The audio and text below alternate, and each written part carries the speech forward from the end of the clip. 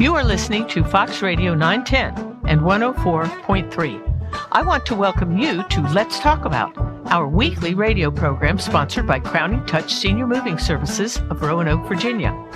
My name is Linda Balentine, the president of Crowning Touch and your host for this series. I interview local characters, service providers, politicians, teachers, entrepreneurs, and business professionals, and each one is dedicated to improving life in our valley. Every person has an interesting perspective to share from all walks of life.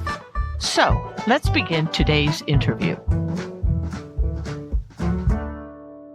Today we welcome Darren Potter, founder of the Shield Chaplaincy here in Roanoke, Virginia. And after more than 23 years in pastoral ministry, Darren felt a calling to step into a new mission, serving those who serve and protect our community. Through the Shield Chaplaincy, he provides spiritual and emotional support to first responders, law enforcement, and their families. And with the help of Scarlett, his certified facility dog, Darren is bringing comfort, hope, and a listening ear to men and women who face challenges most of us never see. We'll talk about how this nonprofit began, the vital role it plays in our region, and the heart behind its mission. And welcome, Darren. Well, thank you, Linda. It is wonderful to be with you today, and I appreciate the opportunity to share a little bit about who I am and what we do at SHIELD. Well, that'll be a real blessing because, believe it or not, I didn't know anything about the chaplaincy before I met you. So I'm hoping that we're going to shed light and make a lot of people aware of the great work that you're doing.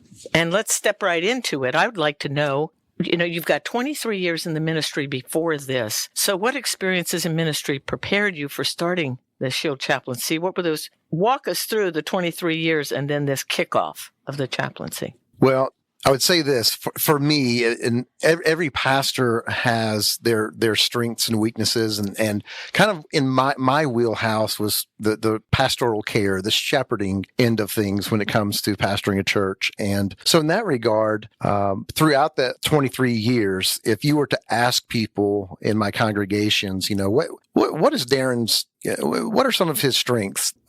Most of the time you would get those types of answers that, he is a true shepherd. He really just cares for his people. He's in the trenches with them. And so I would say all of those years of serving people, walking with people through their difficult days, of course, marriage counseling, premarital counseling, sudden death of a loved one, or those just battles that people face in general. You were on the front lines for 23 years. Absolutely. Yeah.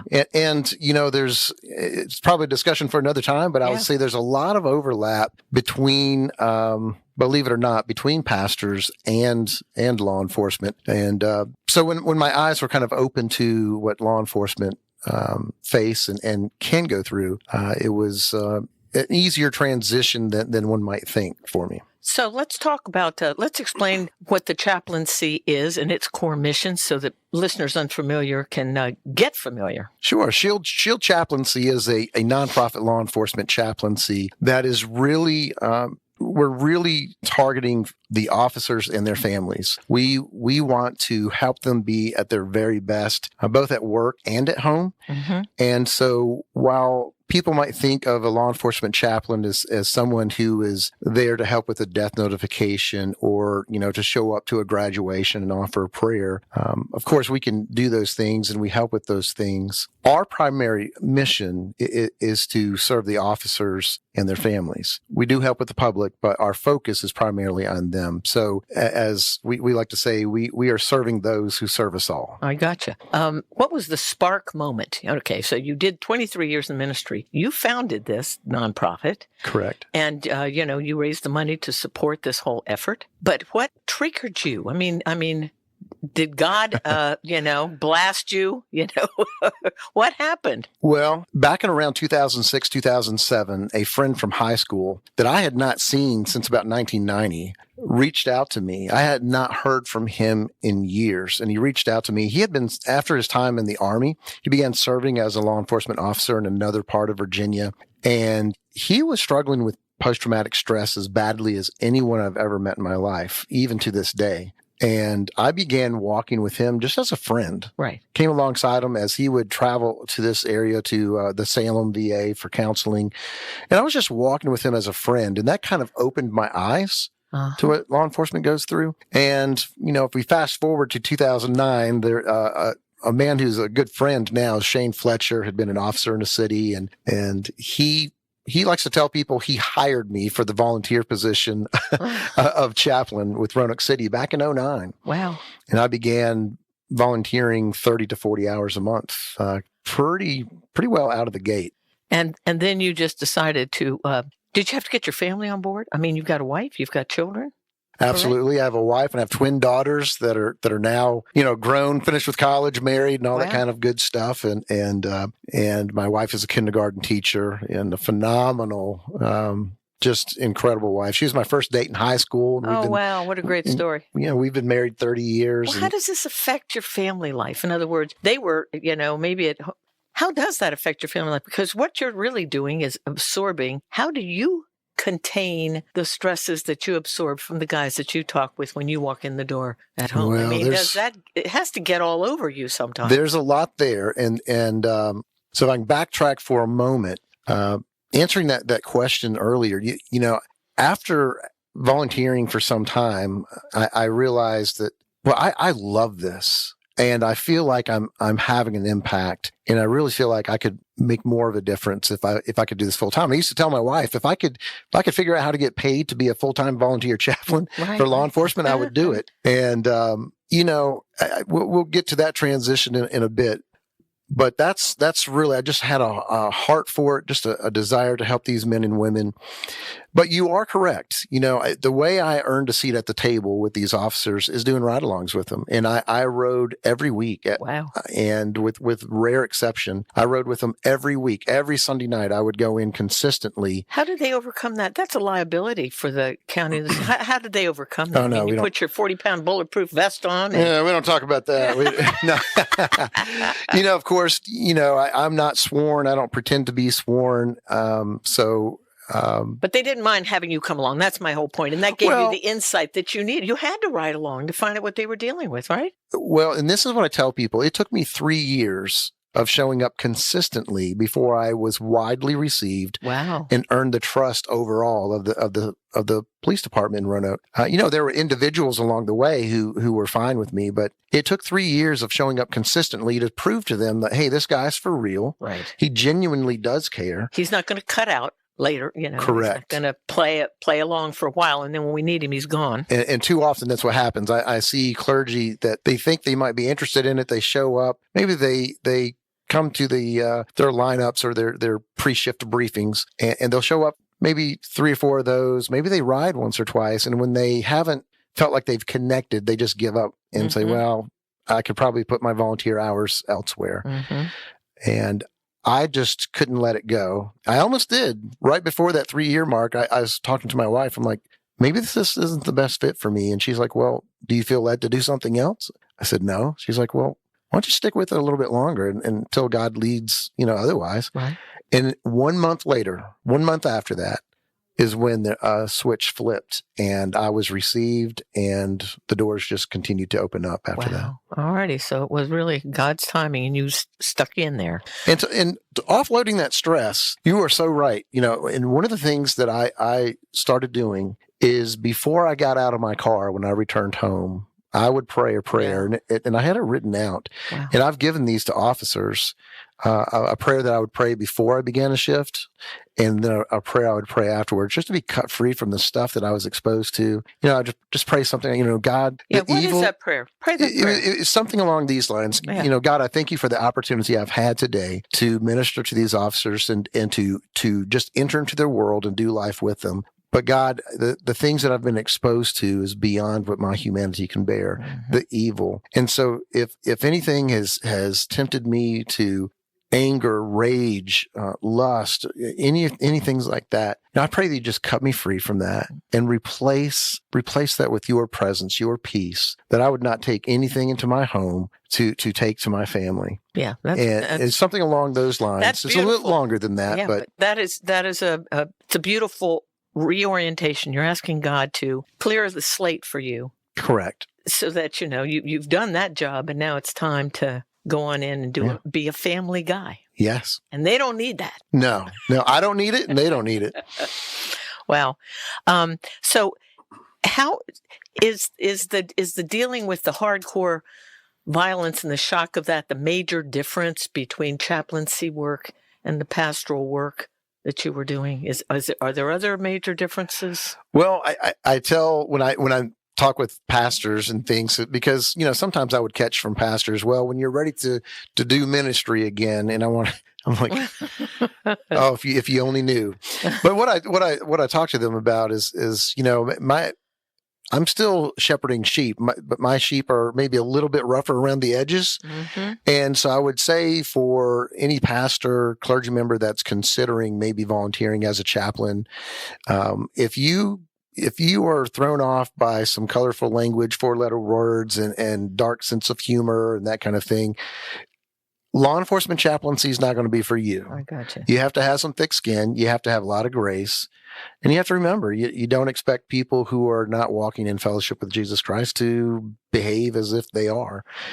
So, that you just have to roll with some things without compromising what you believe and stay true to the word.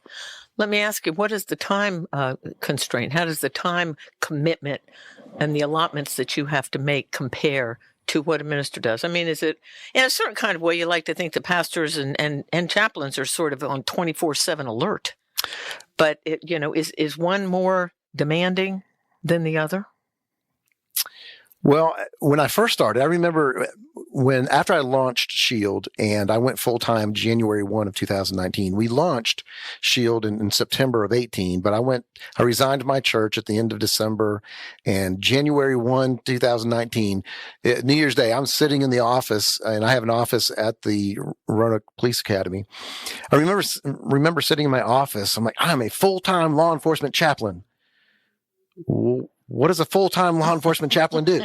And I remember coming home that Friday, and I looked at my wife and said, I've only put in 50 hours this week, and I don't have a sermon to wrap up and kind of look over and tweak. I don't have, I'm done. Right.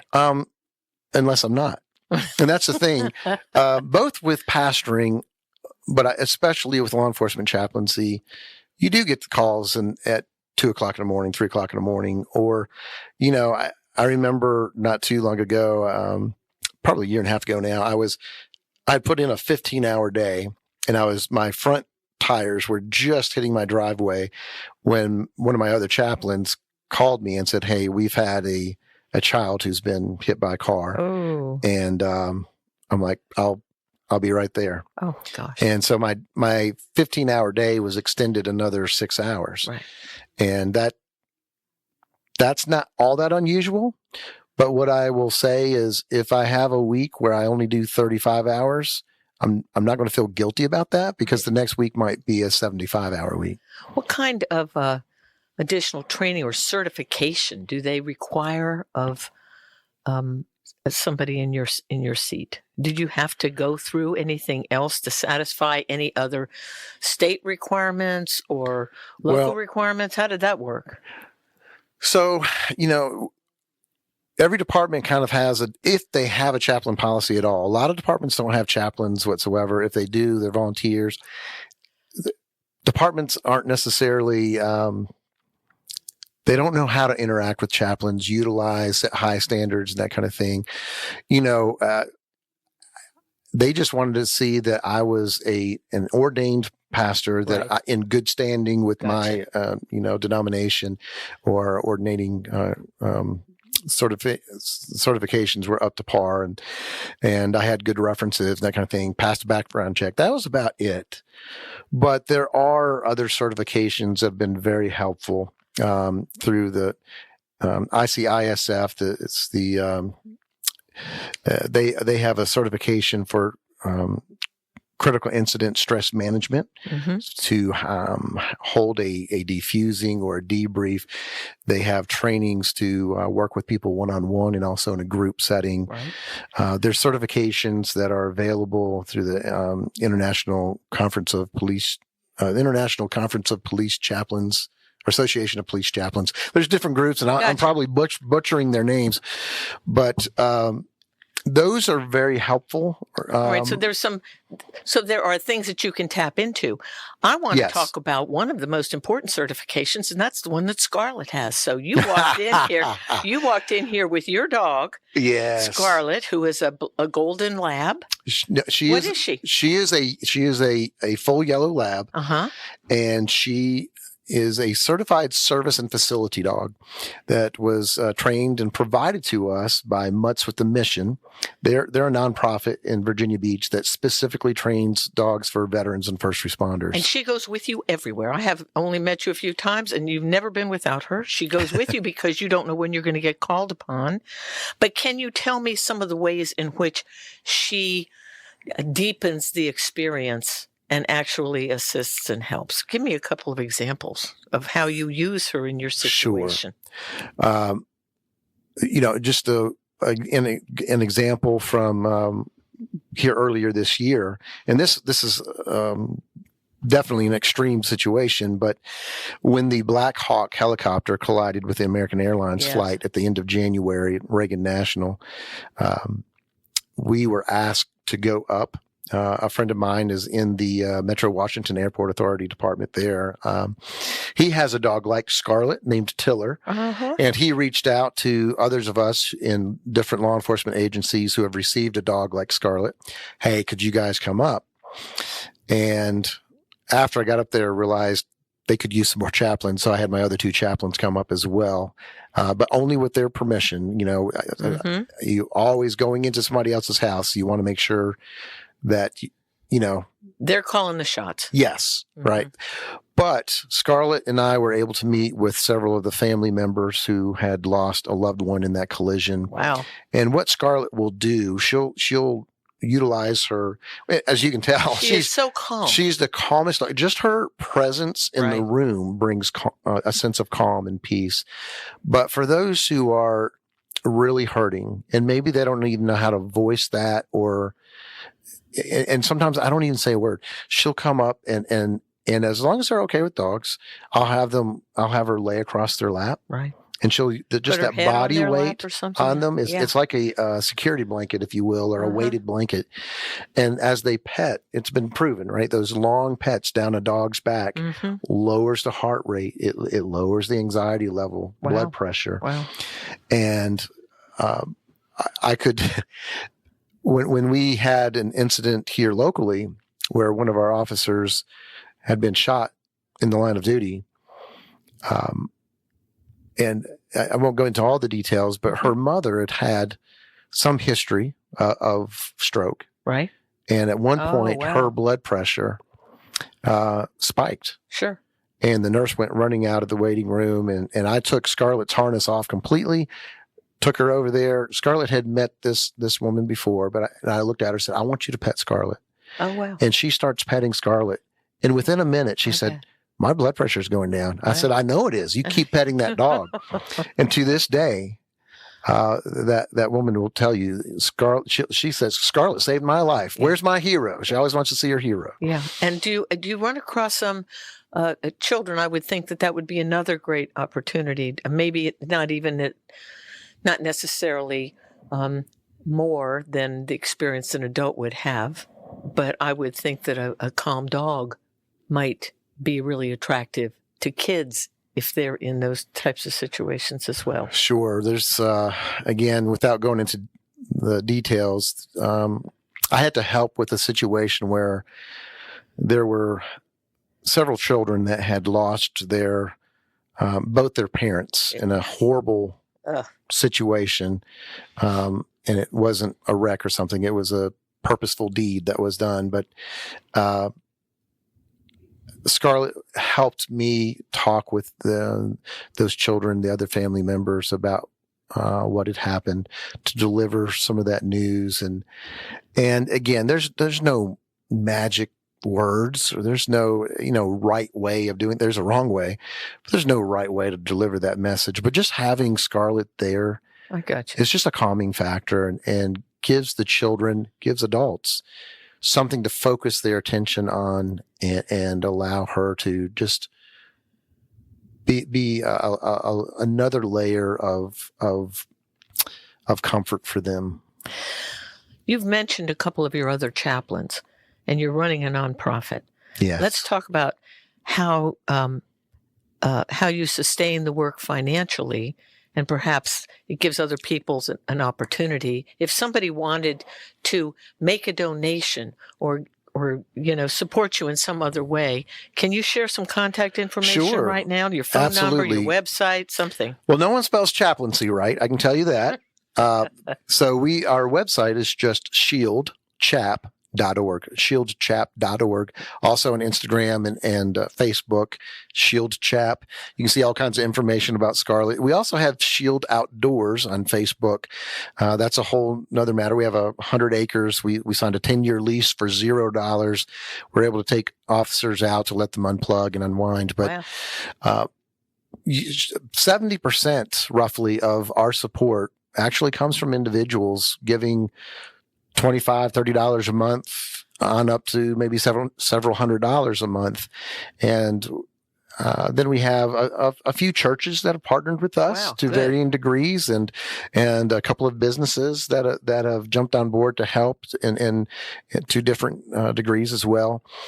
And so we raise our salaries. We raise our total expenses that we pour into the officers as we hold marriage nights and parenting workshops and trauma and workplace stress seminars, those kinds of things.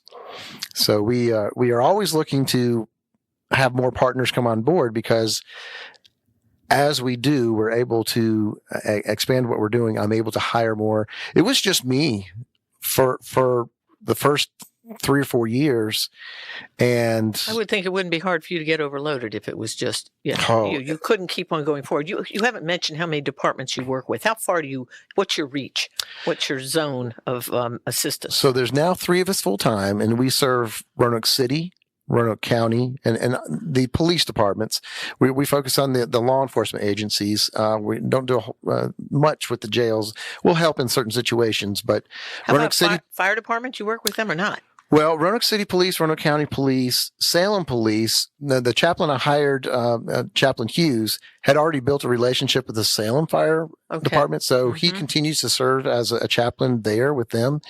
We serve the Franklin County Sheriff's Office, the local resident office of the DEA here in Roanoke as well, and the Vinton Police just came on board, so we're providing some ongoing services, increasingly so. We're just kind of cementing that relationship with them now. I gotcha. Are there opportunities for volunteers? Besides, they can't do what you do, but are there any other avenues, any doors that can be open to somebody else that just wants to go close, just wants to support you? Maybe they don't have a lot of money, but maybe they want to come on in and help you somehow. There are at times. It is somewhat limited because of the background checks and standards that each individual department would have for those that would be working with them. Do you need maintenance? It makes it tough. 100 acres? Well, and I was going to say, we do from time to time, we'll have work days down at what we call Project Haven. Right. We were able to cut in a road down to the pond and everything from clearing kudzu to taking down some trees and that kind of thing. We do have work days down there. We do have groups sometimes that will bake cookies at Christmas time, that kind of thing. Right, just finding practical ways to love on officers. Yeah. And then when we do our marriage nights, we always provide a meal and child care. Of course, with the child care, we have to be careful to vet people and that kind of thing. But there are some opportunities, and I would love to say that there are a ton. There's not a ton, but we do need some help. But they can contact you, and they can do that on the website? Is there a place where they can, it says contact us? Do you have that little button on your website? Yes, there is. Okay. And I don't mind giving my email address is simply potter@shieldchap.org. Okay. Feel free to reach out. I'm pretty easily found, but like you said, early on, people are still learning about us. And with the 3 of us, we are in the trenches serving more than 800 officers and dispatchers. And so we don't have a whole lot of time to do a lot of marketing and fundraising and that kind of thing. We still trying to get the word out that, hey, we exist, we're here. Right. And we're really doing some important work, because men and women, people don't realize these officers are having heart attacks on average at age 49. In the general population, they're 63 to 65 years of age, those who are having heart attacks. And the average number of pension payments, for example, that an officer will receive upon retiring before they leave this world, on average, is only 18. Wow. So life expectancy of an officer nationwide is 57. Oh, my gosh. So and that's just because of the stress that they've gone ahead to have it. They bury the stress. They pack it in. Wow. That takes a toll. A lot more that we could talk about there, but clearly something has to be done to help these men and women offload the stress and know that there's some healthier ways. Now that they've defunded a lot of police departments, or not even that, but that they have a hard time fulfilling their recruit requirements with new recruits, are these guys on a lot of extra overtime to help stress them out, or how are we balancing that stuff? Well, and that is a good point because, the pendulum is starting to swing. I mean, it's not, we've got a long ways to go, but it's starting to swing. We're starting to see more people apply these days, but not near what it needs to be. Just about every department, not just here, but really nationwide. That's correct. There's a real struggle to keep them once we have officers, to hold on to them and to find new ones. And so we're just trying to do our part to make sure these men and women are healthy. They can offload the stress, that their marriages are strong, because if the family life is strong, if they're doing well mentally, if they're doing well spiritually, they're going to do a better job at work serving the public as well. Yeah, I got you. Well, it's really reassuring to know that you are there to help crises from worsening and turning into something even worse, because you cannot be an effective law enforcement officer if the personal burden you're carrying is too heavy. Thank you, Darren, so much for being with us and for sharing the story, because it's a unique and powerful ministry. I just encourage people to go visit your website. Let's all pitch in as a community and see what we can do to help you. Well, thank you so very much. It's been a privilege. I could talk on this for hours. So I just appreciate the opportunity to share a little bit about who we are. Well, God bless you, dear. Thank you so much. Bye-bye. You've been listening to Let's Talk About, courtesy of Crowning Touch Senior Moving Services of Roanoke, Virginia, the only moving company with a consignment shop, auction house, and real estate division. We are a one-stop shop for any senior making a move. Check out our website at crowningtouchusa.com. Or if you are planning a move, call Anna at 540-982-5800 to arrange a free estimate. And don't forget to check out our monthly browse and bid auctions at 6712 Williamson Road in Roanoke, where you can bid online on over 1,800 items each month. Meanwhile, let's get back together next Friday at noon for more of Let's Talk About on Fox 910 and 104.3.